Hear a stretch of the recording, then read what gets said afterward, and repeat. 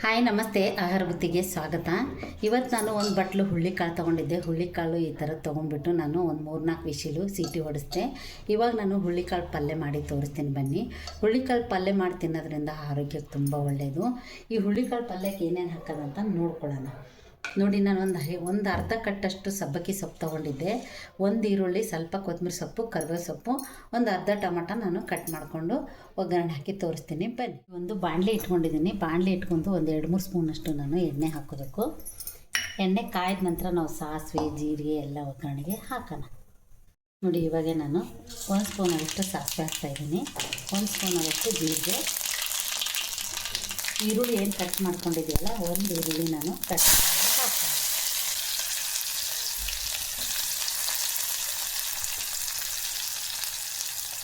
ಇವಾಗ 1-2 ನಾನು ಹಸಿಮೆಣಸಿನಕಾಯಿ ಕಟ್ ಮಾಡ್ಕೊಂಡ್ರೆ ಹಸಿಮೆಣಸಿನಕಾಯಿ ಹಾಕ್ತೀನಿ. ಚೆನ್ನಾಗಿ ನಾವು ಫ್ರೈ ಮಾಡ್ಕೊಳ್ಬೇಕು. ಸ್ವಲ್ಪ ಜೀರಿಗೆ, ಸಾಸಿವೆ ಚೆನ್ನಾಗಿ ಎಣ್ಣೆಯಲ್ಲಿ ಫ್ರೈ ಆಗಬೇಕು. ಯಾಕಂದರೆ ನೀವು ಇನ್ನೂ ಎಣ್ಣೆ ಕಾಯ್ದನ್ನು ಹಾಕಿದರೆ ಅದು ಸ್ವಲ್ಪ ಕಸಿ ಬಂದುಬಿಟ್ಟು ನೀವು ಅದು ಚೆನ್ನಾಗಿರಲ್ಲ. ಅದಕ್ಕೆಲ್ಲ ದೇಹಕ್ಕೆಲ್ಲ ಒಳ್ಳೆಯದಲ್ಲ. ಚೆನ್ನಾಗಿ ಎಣ್ಣೆ ಕಾಯ್ದ ನಂತರ ನೀವು ಸಾಸಿವೆ ಸಿಡಿಯಕ್ಕೆ ಬಿಡಬೇಕು. ಇವಾಗ ನಾನು ಕರಿಬೇವು ಹಾಕ್ತಾಯಿದ್ದೀನಿ. ಅರ್ಧ ಟೊಮೊಟೊ ತೊಗೊಂಡಿದ್ದೆ, ಅರ್ಧ ಟೊಮೊಟೊ ಹಾಕ್ತೀನಿ. ಮಿಕ್ಸ್ ಮಾಡಿ ಸ್ವಲ್ಪ ಚೆನ್ನಾಗಿದೆ ಎಲ್ಲ ಫ್ರೈ ಆಗಿದೆ. ನೋಡಿ, ಇವಾಗ ಚೆನ್ನಾಗಿ ಫ್ರೈ ಆಗಿದೆ. ನಾನು ಸಬ್ಬಕ್ಕಿ ಸೊಪ್ಪು ತೊಗೊಂಡಿದ್ನಲ್ಲ, ಸಬ್ಬಕ್ಕಿ ಸೊಪ್ಪು ತೊಳೆದು ಇಟ್ಕೊಂಡಿದ್ದೆ, ನಾನು ಹಾಕ್ತಾಯಿದ್ದೆ.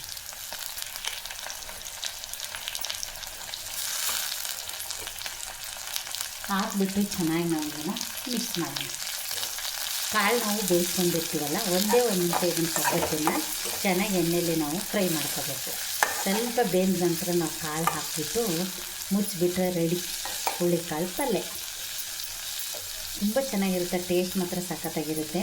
ಹುಳ್ಳಿಕಾಳು ಸಬ್ಬಕ್ಕಿ ಸೊಪ್ಪು ತಿನ್ನೋದ್ರಿಂದ ಆರೋಗ್ಯಕ್ಕೂ ತುಂಬ ಒಳ್ಳೆಯದು.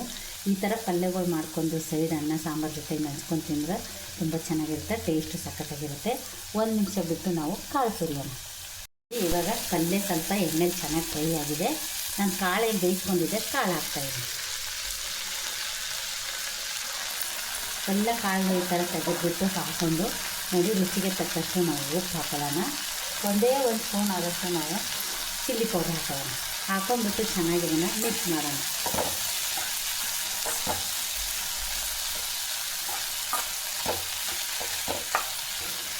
ಇವಾಗ ಇದಕ್ಕೆ ಸ್ವಲ್ಪ ನಾನು ಕುಕ್ಕರ್ ಏನು ತೊಗೊಂಡಿದ್ದೀವಲ್ಲ ಬೇಯಿಸ್ಕೊಂಡಿರೋದು, ಅದನ್ನೇ ಸ್ವಲ್ಪ ತೊಳೆದು ಒಂದು ಅರ್ಧ ಗ್ಲಾಸಷ್ಟು ನಾವು ನೀರು ಹಾಕೊಳ್ಳೋಣ. ನೋಡಿ, ಪಲ್ಯ ರೆಡಿಯಾಗಿದೆ. ಎಷ್ಟು ಚೆನ್ನಾಗಿದೆ ಅಂತ. ಹುಳ್ಳಿಕಾಳು ಸಬ್ಬಕ್ಕಿ ಸೊಪ್ಪು ಹಾಕಿ ಮಾಡೋದ್ರಿಂದ ತುಂಬ ಚೆನ್ನಾಗಿರುತ್ತೆ, ಟೇಸ್ಟ್ ಮಾತ್ರ ಸಖತ್ತಾಗಿರುತ್ತೆ. ಮಕ್ಕಳಿಗಂತರ ಡೈಲಿ ನೀವು ಹುಳ್ಳಿಕಾಳ್ದು ಪಲ್ಯ ಆಗಿರ್ಬೋದು, ಹುಳ್ಳಿಕಾಳು ರುಬ್ಬಿ ವಡೆ ಆಗಿರ್ಬೋದು, ಹುಳ್ಳಿಕಾಳೆಲ್ಲ ಬೀಸ್ಕೊಂಬಂದ್ಬಿಟ್ಟು ನೀವು ರೊಟ್ಟಿ ಥರ ಆದವು ಹಾಕ್ಕೊಡ್ಬೋದು, ಸರಿಯಾದರೂ ಮಾಡಿ ತಿನ್ನಿಸ್ಬೋದು. ಹುಳ್ಳಿಕಾಳು ತಿನ್ನೋದ್ರಿಂದ ತುಂಬ ಆರೋಗ್ಯಕ್ಕೆ ಒಳ್ಳೆಯದು. ಇವಾಗ ಲಾಸ್ಟಿಗೆ ನಾನು ಕೊತ್ತಂಬರಿ ಸೊಪ್ಪು ಹಾಕ್ತಾಯಿದ್ದೀನಿ. ಹಾಕಿಬಿಟ್ಟು ನಾನು ಇದನ್ನು ಸ್ವಲ್ಪ ತಿರುಗಬೇಕು. ನೋಡಿ, ಹುಳ್ಳಿಕಾಳು ಪಲ್ಯ ಮಾಡಿರೋದು ನಿಮ್ಗೆ ಇಷ್ಟ ಆದಲ್ಲಿ ಲೈಕ್ ಮಾಡಿ, ಶೇರ್ ಮಾಡಿ, ಸಬ್ಸ್ಕ್ರೈಬ್ ಮಾಡಿ. ನಮಸ್ತೆ. ಇವಾಗ ನಾನೊಂದು ಅರ್ಧ ಗ್ಲಾಸಷ್ಟು ಕುಕ್ಕರ್ ತೊಳೆದು ನೀರು ಹಾಕ್ತಾಯಿದ್ದೀನಿ. ಇದು ಚೆನ್ನಾಗಿ ಸ್ವಲ್ಪ ಬೇಯಲಿ. ಆಮೇಲೆ ಇದು ಬೆಂದ ನಂತರ ನೀವು ಉಪ್ಪು ಖಾರ ನೋಡ್ಕೊಂಡ್ಬಿಟ್ಟು ನೀವು ಮತ್ತೆ ಇದಕ್ಕೆ ಹಾಕೋಬೋದು. ಸ್ವಲ್ಪ ಇದನ್ನು ಬೇಯಕ್ಕೆ ಬಿಡೋಣ.